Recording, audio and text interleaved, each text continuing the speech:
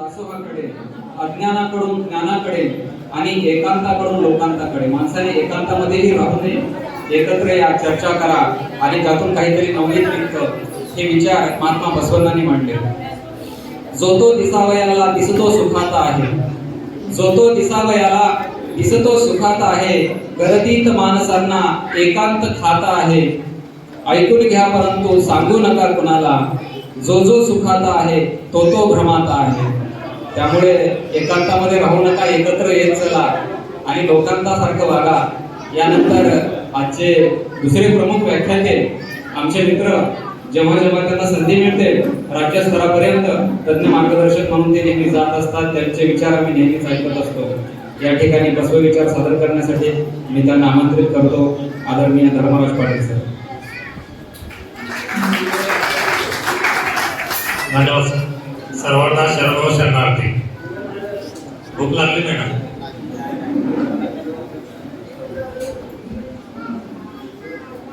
असे जगावे छाताडावर आव्हानाचे लावण्यात, असे जगावे छाताडावर आव्हानाचे लावण्यात, नजर रोखली नजरेलाही आयुष्याला द्यावे उत्तर. असे जगावे छाताडावर आव्हानाचे लावण्यात, नजर रोखली नजरेलाही आयुष्याला द्यावे उत्तर. पाय असावे चेंडीवरती, कवेत आंबर घेताना, हसू असावे पोटावरती, काळीच काढून देताना. असे तमाम या देशातील मानवतेच्या कल्याणासाठी आपलं स्वतःच्या घरादारावर तुळशीपत्र ठेवून हसत हसत स्वतःचे काळीच काढून देणाऱ्या सर्व महामानवांना मी प्रथमतः नमन करतो. आजच्या व्यासपीठावर उपस्थित आजच्या कार्यक्रमाचे अध्यक्ष श्री जंगम सर आणि विशेष प्रमुख पाहुणे असे नवनियुक्त तहसीलदार, ज्यांनी वयाच्या अगदी 24व्या ते 25व्या वर्षी ज्यांनी आपल्या कर्तृत्वाचा ठसा उमटवले असे कार्यकर्तृत्वाचे श्रीमान नेमाजी जिवले साहेब, तसेच श्रीनिवास पाटील सर आणि उपस्थित सर्व मान्यवर यांना वंदन करतो. आणि आज आपण महात्मा बसवेश्वर यांच्या जयंतीनिमित्त एकत्र आलेलं आणि लांबून आलेल्या सर्व शिवसैनिकांना माझा पुन्हा एकदा शरणो शरणार्थी. खरं तर ज्या वेळेला ह्या कार्यक्रमाची सुरुवात झाली आणि आरोग्याला पहिलंच भाषण केलं, तिनं विचार व्यक्त केला, त्याच वेळेला मला वाटलं की आता पुढच्या वेळेला व्याख्याता म्हणून माझ्या नावाची गरजच नाही. खरं तर आरोग्यासाठी एकदा जोरदार टाळ्या होत्या. त्यानंतर मॅडमनी पूर्ण शरणींचा जो इतिहास आपल्या समोर मांडला आणि खरंच 12व्या शतकामध्ये महात्मा बसवेश्वरांनी वयाच्या 8व्या वर्षी माझंच म्हणजे का, माझ्या बहिणीचे का नाही असे सवाल उचलत, प्रश्न करत स्त्री समानतेसाठी लढा सुरुवात केली होती. आणि तो आपल्या घरापासून सुरुवात केलं होतं. आपण आपल्याच कामापासून, आपल्याच बहिणीपासून व्याख्याची सुरुवात नाही तर होईल आणि ती स्त्री खऱ्या अर्थाने स्वतंत्र होईल. आणि पुढच्या वेळेला आपल्याला असे अनेक वाक्याचे भेटतील आणि मला थोडा आराम मिळेल, त्याची मला गॅरंटी तयार आहे. त्यामुळे या वर्षी जेवढं तुमचं डोकं खायचंय तेवढं खाऊन घ्यावं अशी कुठे इच्छा माझ्या मनात निर्माण झाली. त्यामुळे भूक लागली असेल तर थोडंसं सहन करा. आणि सुदैवानं पुढे घड्याळ लावलेलं आहे. बोलता बोलता व्याख्यात्याला ते लक्षात घ्यावं हे हा उद्देश असेल मॅनेजमेंटचं. कारण बोलताना माणूस विचार प्रयत्न करत असताना तो तसं प्रयत्न करत जातो आणि वेळेने मानत नाही. पण स्थळ काळ वेळेचा मर्यादा पाळून मी बरोबर बंद करणार आहे. आणि ज्या वेळेला मला भूक लागेल त्याच वेळेला मी बंद करणार आहे. तुमच्या भूकेची मदत करणार. दुसरी गोष्ट म्हणजे डार्विनचा उत्क्रांतवादाचा सिद्धांत आपल्या सगळ्यांना माहित आहे. डार्विनचा उत्क्रांतवादाचा सिद्धांत म्हणजे आपल्या लहान मुलांना समजेल अशा भाषेत सांगायचं म्हणजे माणसाची सेफ्टी गेली आणि माणूस झाला. पण तात्याराव लहाने साहेबांनी सगळ्यांना माहिती आहे, त्यांनी आता पुढचं एक सिद्धांत मांडलेलं आहे. त्यांनी त्याला नाव दिलं नाही पण मला द्यावं वाटतंय की तात्याराव लहाने सिद्धांत. तात्याराव लहाने सिद्धांत असा आहे की इथून पुढे जी पिढी जन्माला येणार आहे ती आईच्या पोटातून जन्माला येतानाच खाली मान घालून जन्माला येणार. तुम्हाला सगळ्यांना आश्चर्य वाटत असेल कसं काय शक्य होईल. कारण एखादा अवयव आपण वापरण्यानंतर निघून जातो हा डायव्हर सांगतो. त्या पद्धतीनं आजची पिढी जर आपण बघितलं तर इथं बऱ्याच मुलांचे आणि मोठ्यांचे सगळ्यांची मान खालीच आहे. कारण खाली हातामध्ये मोबाईल आहे आणि पुढचं येणारी पिढी पण असंच खालीच मान घालून जन्माला येणार आहे. जर असं पिढी जर तुम्हाला येऊ वाटत नसेल तर खरंच आपल्या विचारांना प्रचाराचे पाणी दे, असं बसे विचार किंवा महामानवाचे विचार ऐकणं आणि आपल्या पुढच्या पिढीला मोबाईल पासून दूर ठेवून हे बसव वचन, बसव विचार आणि शरणांचे विचार ऐकवणं हे गरजेचं आहे. हे सांगण्यासाठी मला मुद्दामून मी सांगतोय की याचा पुढची येणारी पिढी खाली मान घालू नये, ही पुढची पिढी खाली मान घालून येऊ नये यासाठी सामोपचार समितीनं आपल्या समोर आज बसव विचाराचा जागा ठेवलेले आहे. त्यासाठी त्यांच्यासाठी कार्यक्रमाच्या सुरुवातीलाच एक जोरदार टाळ्या होत्या.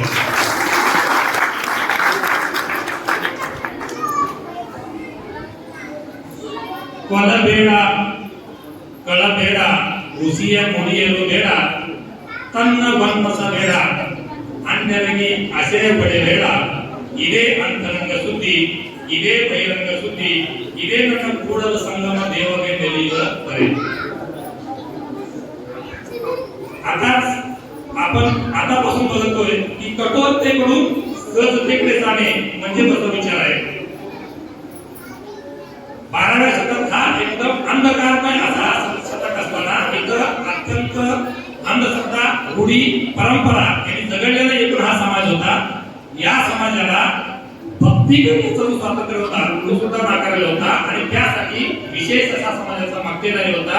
आणि त्यासाठी जसे जीवमानच्या ऑफरमध्ये एक खाली काळ असतो टर्म्स अँड कंडिशन्स अप्लाय.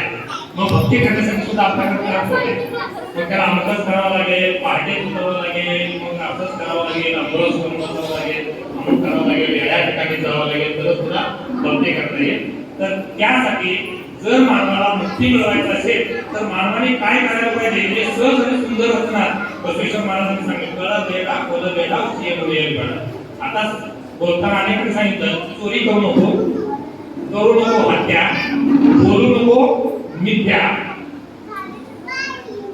परनिंदा करू नको, गर्व करू नको आणि मला आवडलेलं आणि सगळ्यात महत्त्वाचं सांगितलेलं आहे ते आत्मप्रौढी मिळवू नको.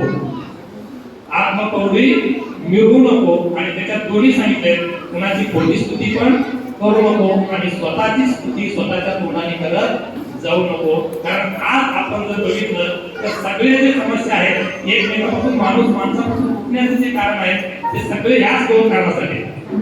एक समोर उभा राहिला म्हणतो मी मोठा, मला सगळं येतंय, माझंच खरं आणि एक तर आता साहेब आहेत, आता त्यांना नंतर ते अनुभव येईल तर साहेबाच्या पुढे जायचं, साहेब कसे असू द्या आपलं काम होईपर्यंत आपले एकच कोण काम, साहेब तुम्ही लय भारी, साहेब तुम्ही लय भारी, साहेब तुम्ही लय भारी, कधीपर्यंत माझं काम होईपर्यंत. एकदा काम झालं मग साहेब गेले खड्ड्यात. अशी जी समोर नसताना सुद्धा खोटी स्तुती करण्याची ही एक पद्धत आहे, त्याला टाळा. तर तुम्हाला कुठेही जायची गरज नाही. मग तुमचा कैलास तुमचा जो आहे अंतरंग शुद्धी आणि बहिरंग शुद्धी हे याच्यातच आहे. आणि पूर्ण संगम देवाला जे जपायचं आहे, जे प्रयत्न करायचे आहे ते त्याच्यात सामावलेलं आहे. ते अगदी सहज आणि सोप्या भाषेचे 7 सूत्र त्यांनी जीवनाचे सांगितलेले. अन्याय, अंधश्रद्धा, रूढी परंपरेवर कठोर असा पराक्रम केलेला आहे. आणि त्यावेळेचा जर काळ बघताना जर आपण विचार केला तर लहान मुलं आहेत तर मी थोडी सूत्र कथेच्या रूपात जाण्याचा प्रयत्न करतो. कारण फार फास्ट आणि मोठमोठ्या गोष्टी सांगितलं तर कदाचित ती पोरं पुन्हा मोबाईलमध्ये बघते. एक कथा आहे जे सुंदर आणि मला आवडतं नेहमी आणि आपण ते सांगितलं पाहिजे. महात्मा बसवेश्वर सकाळी उठायचे, विभूती लावायचे, त्याचे जे दिनक्रम आहे ते पूर्ण करायचे.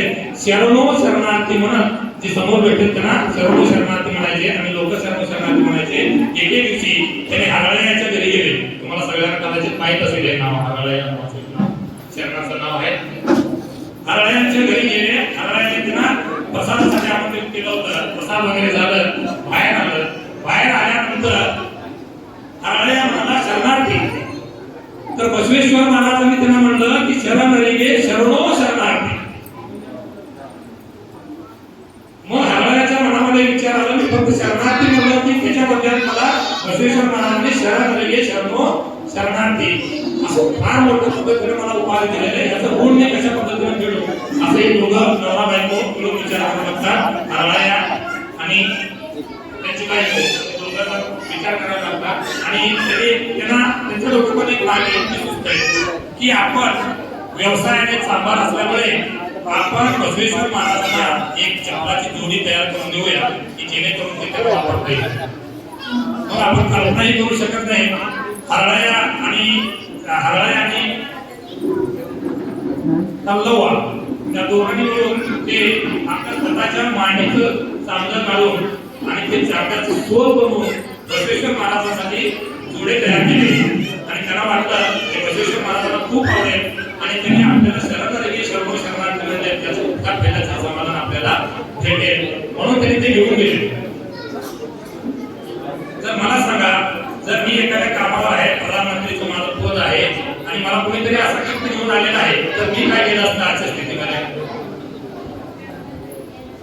मी एवढा मोठा आहे की माझ्यासाठी स्वतःच्या मांडीचं चांगलं काढून माझ्यासाठी जोडे तयार केले, त्याच्या अगोदर मी सेल्फी काढला असतो आणि मग व्हॉट्सअप, फेसबुक, इंस्टाग्राम याच्यावर टाकला असता आणि म्हणलं असतं बघा माझे भक्त किती ग्रेट आहेत, माझ्यासाठी काय काय करतात, मी किती मोठा.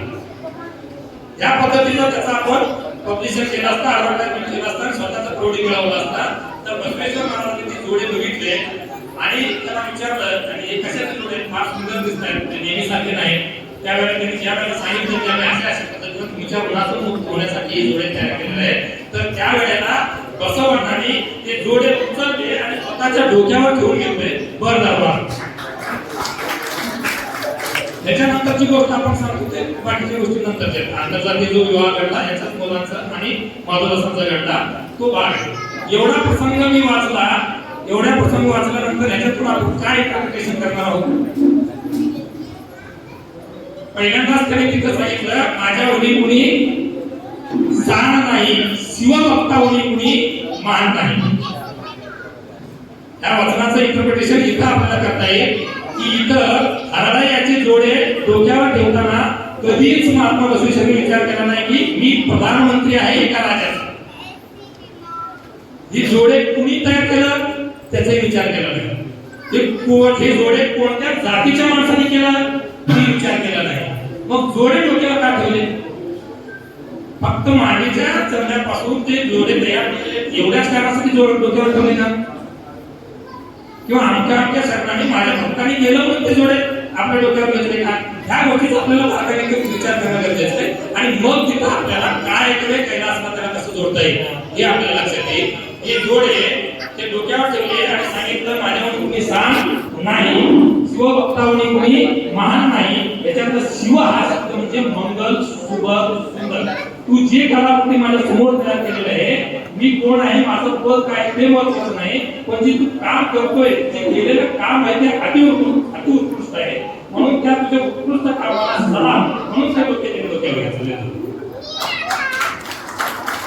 म्हणजे जेही काम मी करतो ते मी उत्तमच करेन. मग काम कोणतं आहे, ही कामाची विभागणी काय करेल कैलासमध्ये नाही, हे लक्षात घ्यायला पाहिजे.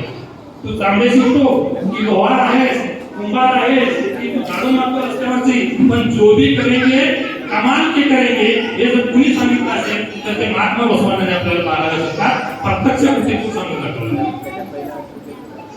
मग म्हणूनच आज आपण 12th फेल नावाचा एक पिक्चर फार साधारणपणे बघितलं असेल. ते बऱ्याच जणांनी स्पर्धा भविष्य करण्याचा इन्स्पिरेशन आहे. त्याच्यातलं जे वाक्य आहे, कोणतं वाक्य आहे?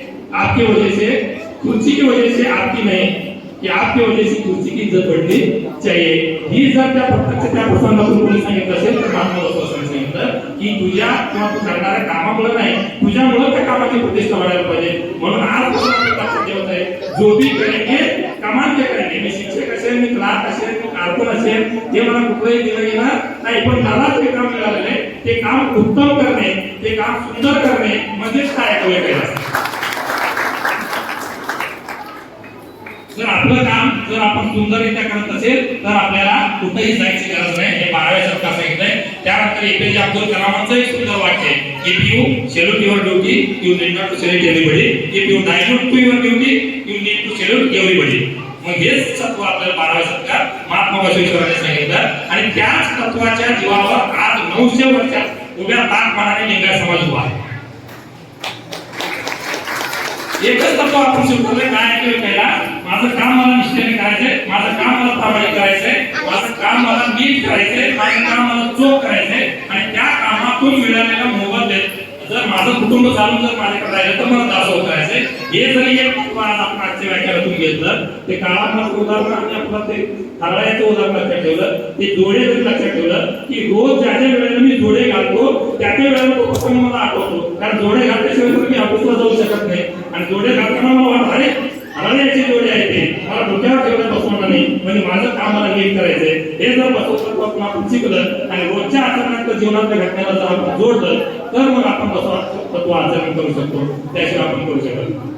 त्याचं उत्तम उदाहरण आमचे विक्रांत सर नेहमी आमची चर्चा बोलत होतो की त्यांनी सांगताना मुंडे सर पण आहे तिथं, त्यांची चर्चा आमच्या दोघांचं तिथं घडते की काय केलं महत्व काय. पालघर तालुक्याचा आम्ही विचार केला, दुसऱ्या तालुक्याचा आम्ही केला आहे गणित मांडलं आहे.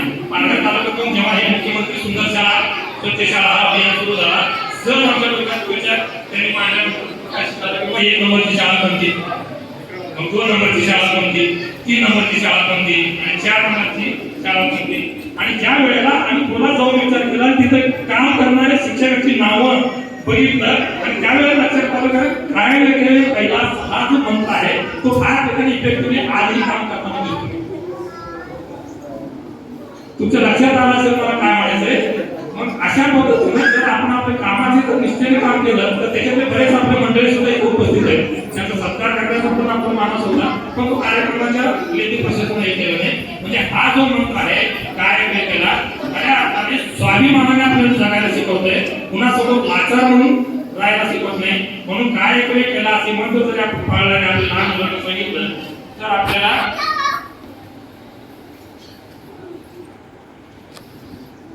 MS012484 हा जर रस्त्यावर आहे कुणाचा असेल तरी जरा काढू.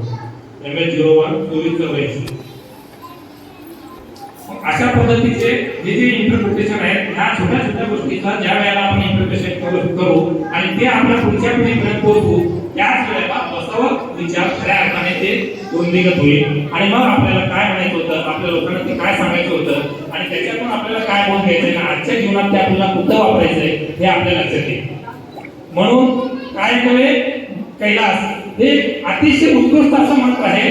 वर्क इज वर्शिप आपण त्याला जोडतो. वर्क इज वर्शिप म्हणजे काय केले कैलास नाही अनुभव मंडपामध्ये येण्यासाठी ना जात ना धर्म ना पंथ ना स्त्री ना पुरुष असा कुठलाच भेद नव्हता, पण एकच बंद होतं त्याच्यात की तुम्ही शारीरिक श्रम करून मिळवलेल्या उत्पन्नातून जगत असाल तर तुम्हाला त्या अनुभव मंडपामध्ये हे होतं. म्हणून ज्यावेळेला काश्मीरचा राजा बसव विचार बसव तत्वाचा प्रसार झाल्यानंतर त्यांना आवडलं कल्याणकडे आले, तर कल्याणकडे आल्यानंतर त्यांना अनुभव मंडपामध्ये स्थान द्यायच्या अगोदर त्यांना तिथं सिद्ध करावं लागतं की मी शारीरिक श्रम करतो. म्हणून बसवेश्वरांनी त्यांना काम लावून दिलं. त्याच्या इच्छेचं जो काम होतं किंवा त्यांना झेपेल असे जे काम होतं ते काम लावून दिलं की तू मोळी मी आपलं दोन जंगलातले त्याच्या मोळ्या बांधायचा आणि तू उठायचं. आणि तो काश्मीरचा राजा नंतर आपल्या शहर संस्कृतीमध्ये मोळीगे माराया म्हणून प्रसिद्ध आहे. मोळीगे म्हणजे मोळी विकणारा तो माराया. मग त्या मोळीगे माराया मग प्रत्येकाला एक एक काम दिलं आणि काम देताना सांगितलं तुझं काम तुला प्रामाणिकपणे सांगायचंय, प्रामाणिकपणे करायचंय आणि त्याच्यातून जे मिळेल त्याच्यातून तुला उदाहरण करायचंय. आणि तरच तू शारीरिक श्रम जर करत असेल तरच तुला आतमध्ये प्रवेश आहे, अन्यथा तुला प्रवेश नाही. मग आज काय स्थिती आहे, आपण आजच्या स्थितीला वळा.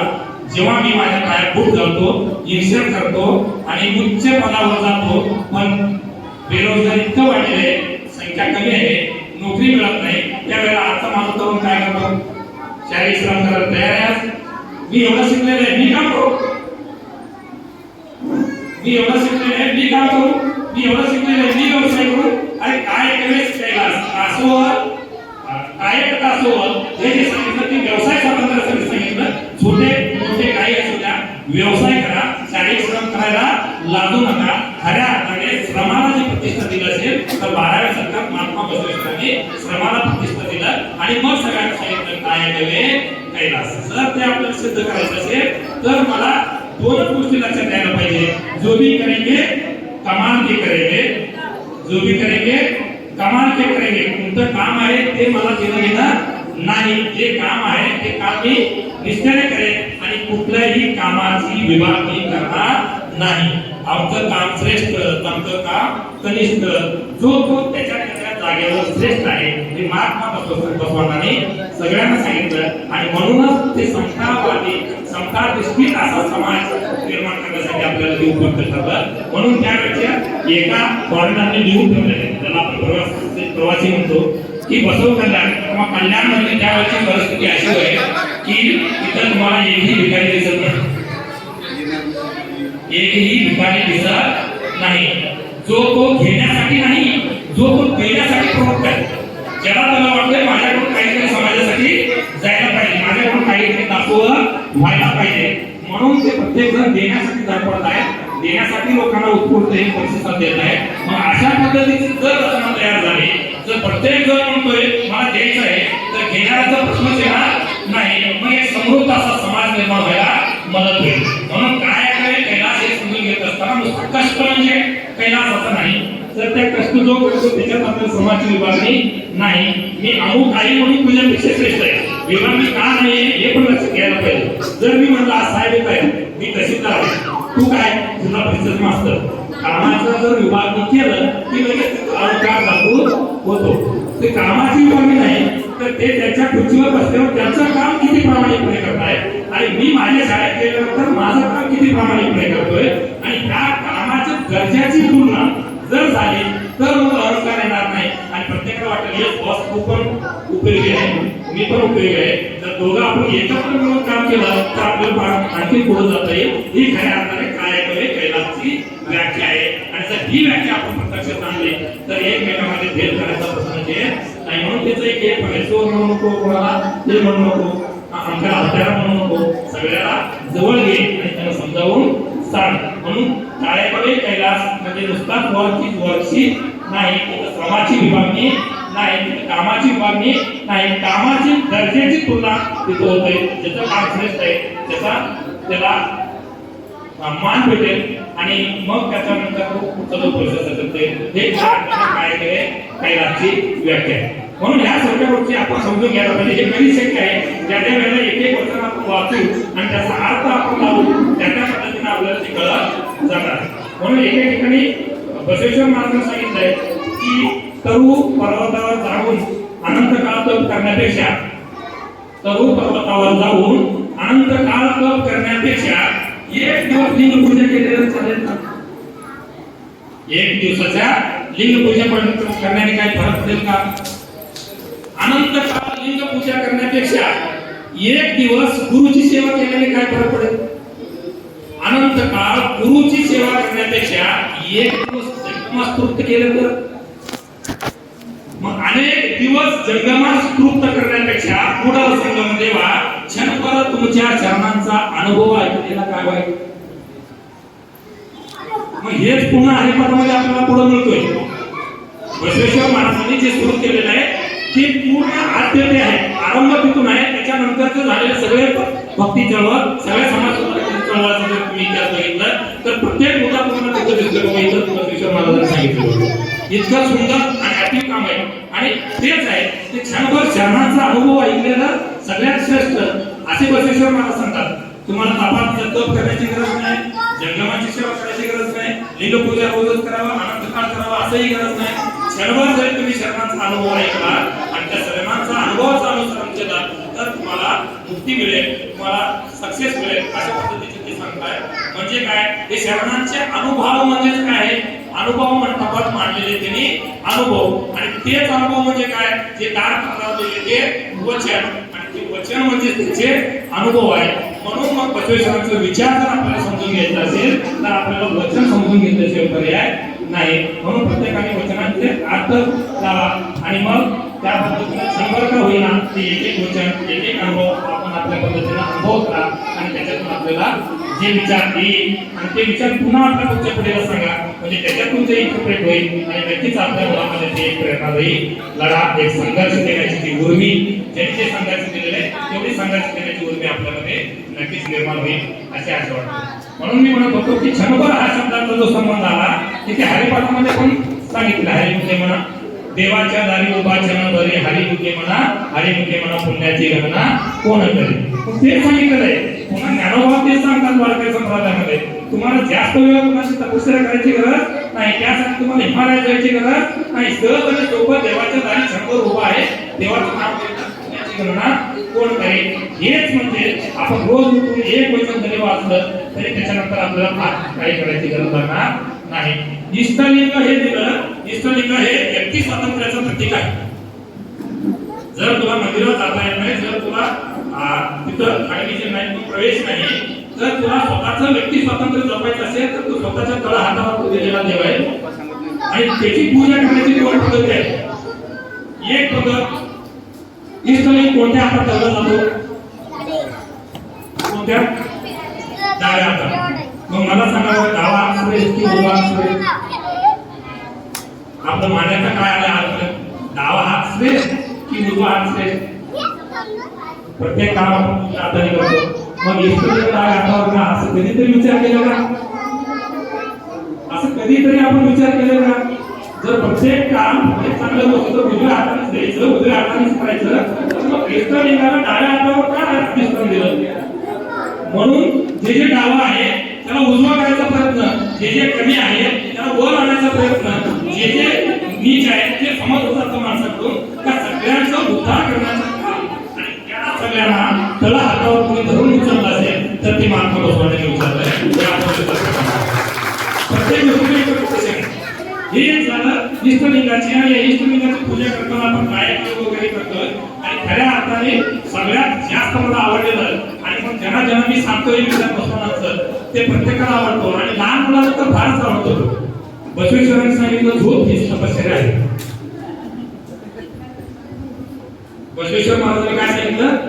झोप हीच तपश्चर्या आहे. बेदरेश्वरांचे आले नेतात. मी एकदा बेदरेश्वरांना सांगितलं झोप, तुम्ही बेदरेश्वर आहे मनोहरलाई बालाजी बेदरे म्हणून. मग त्यांना सांगितलं झोप हीच तपश्चर्या आहे. मग ते म्हणले माझे बसवेश्वरांची तपश्चर्या कोणीच करत नाही. ज्या वेळेला आपण फुटबॉल असं वाचतो तर झोप हीच तपश्चर्या आहे, त्यावेळेला आपल्याला असंच वाटतंय. आणि मी पण 4-5 वर्षापूर्वी झोपेल, माझा झोपण्याचा रेकॉर्ड कोणीच मिळत नाही. मी 3 दिवस उठत नव्हतो, कारण म्हणायचो वरून उठून झाल्यावर म्हणायचो झोप हीच तपश्चर्या आहे. झोप हीच तपश्चर्या आहे हे कधी आहे आपण समजून घ्यायला पाहिजे. एक इष्टलिंगाची पूजा आपण सकाळी करतो आणि बसवेश्वरांनी दुसरं त्याच्या जोडीला सांगितलं तुमचं सेफ हेच तुमचं काय आहे? स्वर्ग आहे. आणि त्याच्या जोडीला इष्टलिंग. मग त्यांनी काय सांगितलं? झोप ही तपश्चर्या कधी आहे? ज्या वेळेला कृषी प्रधान हा भारताचा देश आहे, ज्या वेळेला तुम्ही शेतामध्ये जाल आणि घाम गाळून काम कराल, तुमच्या घामाने तुमच्या छातीवर असलेला इष्टलिंग बीज आहे तो खऱ्या अर्थाने माझ्या इष्टलिंगाची पूजा होईल आणि त्याच्यानंतर घरी आल्यावर तुला जी रात्री समाधानाने झोप लागणार ती झोप म्हणजे तुझी तपश्चर्या आहे. नुसताच आलेलं जुळवण्याची ही गोष्ट जर आपल्या मुलाला आपण सांगितलं तर त्यांना कळेल हो झोप म्हणजे तपश्चर्या कसं होऊ शकतो. त्याचे सुखाचं समाधानाचं माझं काय जर नीट केल्यानंतर जो सुखा समाधानाचा झोप लागतो ती झोप म्हणजे खऱ्या अर्थानं बसवेश्वराची तपश्चर्या आहे. म्हणून सगळ्यांनी 7 नियम आहेत झोपेचे, 7 नियम आणि हे 4 तत्व जरी पाळलं आणि माझ्या मुलीनं होईल तेवढं समाजासाठी दासोह केलं. दासोहमध्ये काल करतो दासोह जंगम होता जंगम. आणि मला अगदी माहित आहे तुम्हाला खूप सडसडून भूक लागलेली आहे. आता भुकेपोटी कुठलाच ज्ञान दिसणार नाही, पचणार नाही. पण आजच्या या व्याख्यानातून आपण एवढंच लक्षात घेऊया काय करे कैलास म्हणजे जो भी करेंगे कमाल का करेंगे, जो भी करेंगे कमाल का करेंगे. आणि आपके वजह से कुर्सी की वजह से आपकी नहीं, आपके वजह से कुर्सी की इज्जत बढ़नी चाहिए. आणि ज्या ज्या वेळेला मी पायात घराच्या बाहेर पडताना जोडे घालून त्या वेळेला मी बसवेश्वरांनी ठेवलेली ती जोडे आठवू आणि मग अभिमानानं आपण सांगू की मी बसवेश्वरांचा अनुयायी आहे, मी बसवेश्वरांचा विचारक आहे, मी बसवेश्वरांचा प्रचारक आहे. आणि ते जोडे घातल्यानंतर माझ्या डोक्यात विचार सुरू आहे आणि त्या पद्धतीने पावले ओळख जातील आणि काम करण्याची नक्कीच आपल्याला प्रेरणा मिळेल. शेवटचा एकच सांगतो, आप आज जहाँ खड़े हो, आप आज जहाँ खड़े हो उसके लिए बसवेश्वर खड़े हैं. आप आज जहाँ खड़े हैं इसके लिए बसवेश्वर लड़े हैं. आपके पास आज जो धन दौलत है, आपके पास आज जो धन दौलत है वो महात्मा बसवेश्वर के बदौलत है. ये जरूर लक्षात ठेवा. आणि सरकार मला जेवढं योगदान देता येईल तेवढं सगळ्यांनी द्यावं. आणि पुन्हा एकदा आयोजकांनी मला सलग दुसऱ्या वर्षी हा बोलण्याचा संधी दिला त्याबद्दल त्यांचाही मी आभार मानतो. आणि वेळ झालेला आहे, सगळ्यांना भूक लागलेली आहे. शेवटी आता सांगतो की आपल्या मुलांना जर विचार नाही सांगितलं, ते कार्यक्रमाच्या सुरुवातीला सांगितलं, तसे आपली पुढची पिढी ही खालीच मान घालून जन्माला येणार आहे. ते खाली सांगितलं मान करून जगायला शिकवायचं असेल तर बचाव विचाराचं पाणी आपण आपल्या मुलांना पाजलं पाहिजे. आणि असे कार्यक्रम वेळोवेळी व्हायला पाहिजे. असे कार्यक्रमासाठी धडपडणाऱ्या सर्व संयोजन मंडळीचा पुन्हा एकदा आभार आणि त्याच्यासाठी एकदा जोरदार टाळ्या होऊ द्या. विजलो तरी आज हा माझा अंत नाही, विजलो तरी आज हा माझा अंत नाही, पेटेल उद्या नव्याने हे सामर्थ्य नाशवंत नाही. हे आपल्याकडे असलेले हे सामर्थ्य नाशवंत नाही. हे जर आपल्याला समाजाला टिकवून द्यायचं असेल तर पुन्हा स्वाभिमानाचं उठवायचं असेल तर पुन्हा ह्या सगळ्यांच्या विचारांना आपल्या सगळ्यांना जावं लागेल. आपण सगळेजण एवढे वेळ ऐकून घेतात शांततेने, त्याबद्दल तुमचेही आभार. आणि पुन्हा कधी संधी भेटला तर आपण पुन्हा भेटूया आणि काही गोष्टी राहिलेल्या आहेत त्याची बोलण्याचा तर भरपूर आहे, पण बोलणारेही भरपूर आहेत. पण स्थळ काळ वेळेचा मर्यादा आहे. पोटात कावळे ओढत आहेत याची मलाही जाण आहे. आता फक्त तुमच्याच पोटात नाही, माझ्याही पोटात कावळे ओढायला लागले. त्यामुळे मी आता थांबावं हे निश्चित आहे. असं सगळ्यांचं पुन्हा एकदा आभार मानून मी या ठिकाणी आपल्या सर्वांचा रजा घेतो. जय हिंद, जय भारत, जय बसवा.